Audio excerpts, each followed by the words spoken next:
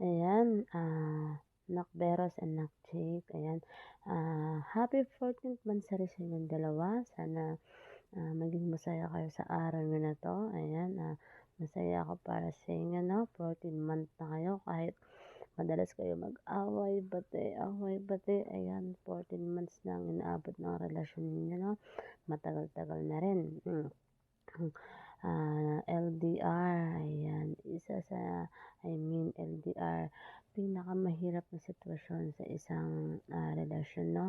So, kailangan niyo talagang gamitin 'yan ng malaking pagtitiwala sa isa't isa, malawak na pag-iisip 'no, at, respeto, ayan. Um, 14 months matagal-tagal na rin 'yan, sana, mas tumagal pa kayo, ayan, mas tumagal pa sana kayo hanggang sa dumating ang panahon na maging, totoo na talaga yung magkikita na kayo in person, magkakasama na kayo, ayan. Ako naman bilang ina niyo dito sa inyo, nandito lang ako palagi para sa inyo.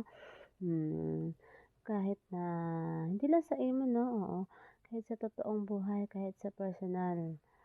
Puwede niyo ako maging ina, puwede niyo rin ako maging kaibigan, puwede niyo ako maging ate or, puwede niyo rin ako maging, younger sister, ayan. Ah, Sana maging happy pa kayo, marami pa sana kayong pagsamahan na taon and, sabi ko nga kung may kailangan kayo, kung may problema kayo, lapit lang kayo sa'kin, magsabi lang kayo.